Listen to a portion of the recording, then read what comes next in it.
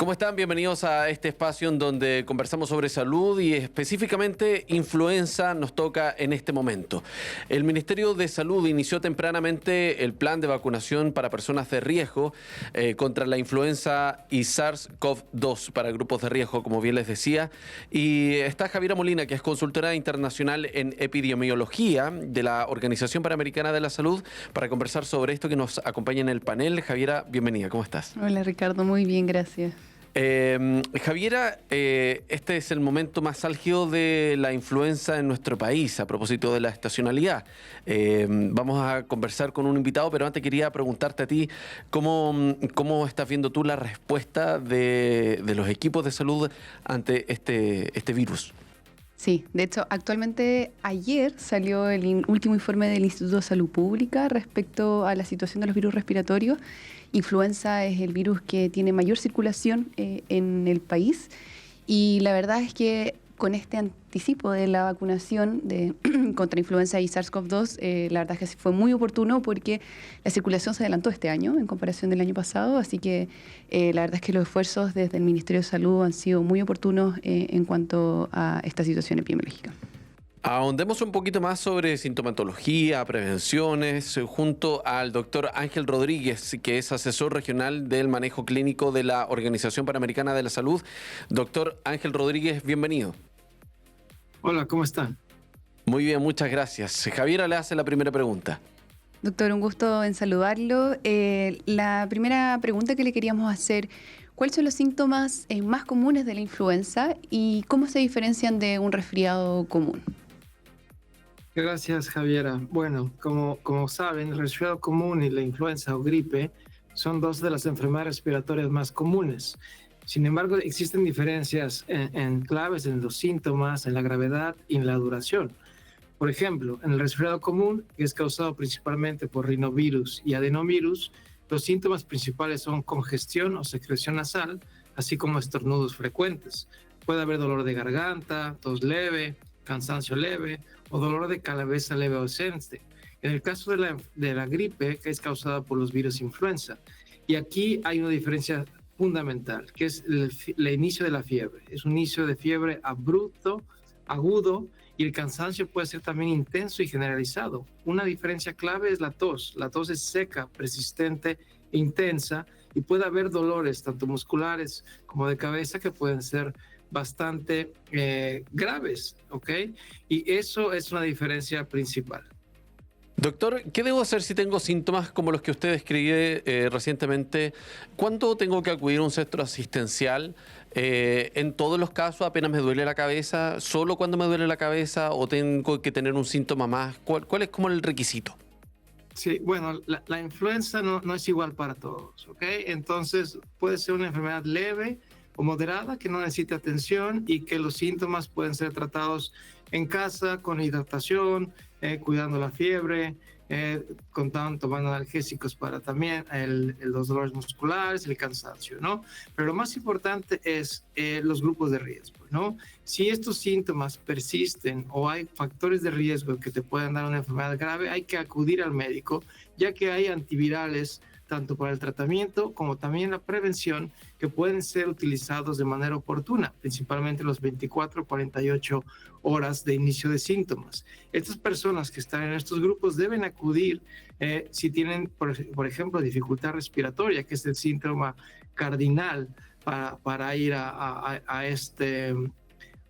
buscar atención médica. Hay síntomas claros y específicos, tanto en niños como en adultos, que hacen ir a buscar atención. Por ejemplo, en niños, la respiración rápida, la dificultad respiratoria, los labios azulados, dolor en el pecho, deshidratación, convulsiones o fiebre que no cede y también problemas también para la alimentación. Estos niños tienen que ir a la atención.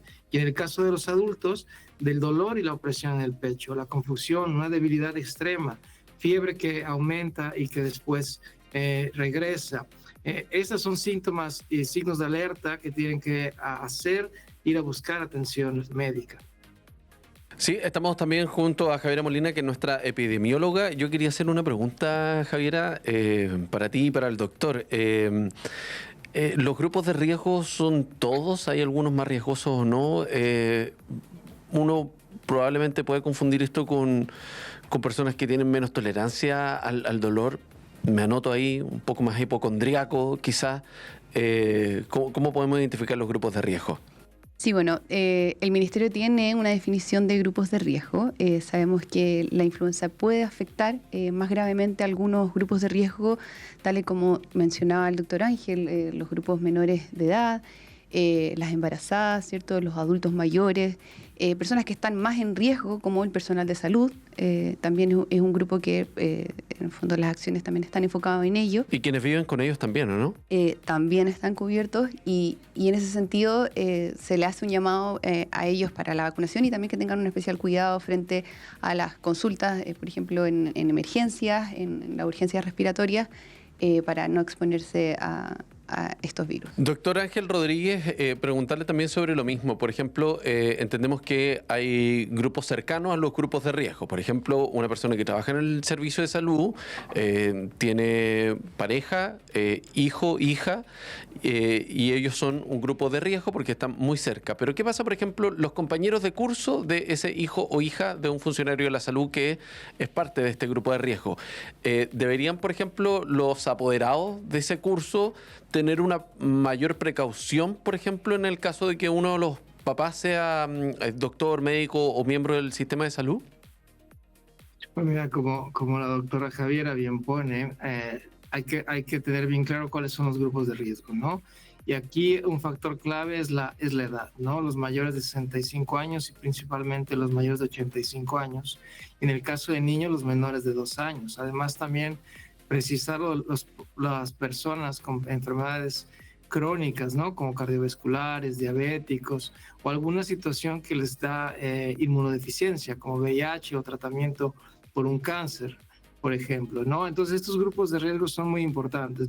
La pregunta es muy buena en el sentido de es responsabilidad de todo cuidar de estos grupos más vulnerables. Entonces, por eso resaltar los mensajes de prevención, ¿no? La correcta higiene, lavado las manos, secado las manos, el taparse la boca cuando uno tose, etcétera, etcétera, etcétera. Esos son mensajes muy importantes, pero lo más importante es evitar el contacto de personas sanas por estos grupos vulnerables, ¿no? Personas que viven, por ejemplo, en residencias de ancianos, ¿no? Evitar el contacto. Si uno está enfermo, no tiene factores de riesgo, es sano, ¿ok? Y tiene una enfermedad leve, evite tener contacto con estas personas que tienen riesgo. Y si estas personas tuvieron riesgo y estuvieron en contacto con personas que están confirmadas por este virus, que es influenza, tienen que saber que hay profilaxis. Hay profilaxis que se puede dar para reducir la gravedad de los síntomas, aún así de la enfermedad, aún así no haya síntomas. Y discúlpeme, yo sé que estoy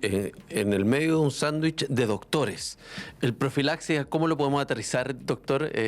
¿A qué nos referimos con esto? Yo ahí me perdí un poco, porque yo paracetamol estamos, ibuprofeno probablemente es lo más avanzado que tengo en esto.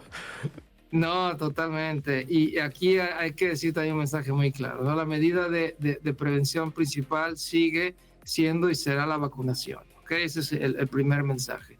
Ahora, hay una profilaxis que es antiviral. Recientemente la Organización Mundial de la Salud actualizó las guías de manejo clínico y recomienda el tratamiento con oseltamivir o con baloxavir para prevenir enfermedad grave en estos grupos de riesgo. Estos antivirales son parte del Fondo Estratégico de la OPS y está disponible para compra por parte de los países. Entonces, esa es la diferencia. Ya, o sea, Javiera, para no enredarnos tanto con estos tecnicismos, si es que yo requiero algo así, mejor no me preocupo, el doctor me va a anotar lo que tengo que tomar, ¿no? Sí. Así va a ser, no estamos promoviendo en ningún caso la automedicación. No, claro. Y como dice el doctor Ángel, es importante mencionar que la primera forma de prevención farmacológica es la vacuna, ¿ya? Y eso es importante destacar, o sea, la vacuna tiene la evidencia suficiente para prevenir enfermar gravemente, morir por influenza. Y por otro lado también creo que hay un mensaje claro para la comunidad, no solamente para los grupos de riesgo, es que tenemos que cuidar y de alguna manera si yo estoy con síntomas respiratorios, usar la mascarilla, Por ejemplo, el lavado de manos. Si yo convivo con una persona de grupo de riesgo mayor de 65 o menores de 2 años, como mencionaba. Que cuidarlos, po. Exacto. Entonces, si yo me cuido, también estoy cuidando a las otras personas. Y es algo que yo creo que aprendimos después de la pandemia. Doctor Ángel Rodríguez, asesor regional de manejo clínico de la Organización Panamericana de la Salud, muchas gracias por haber estado con nosotros entregándonos estos consejos. Gracias a ustedes. Un gran saludo. Y también a Javiera Molina, que es consultora internacional en epidemiología de la Organización Panamericana de la Salud. Gracias por haber estado acá. Muchas gracias, Ricardo. Un gusto. Y a todos ustedes contarles que hay más contenido en www.radiosregionales.cl para que se informe más sobre asuntos de salud. Que esté muy bien. Un abrazo.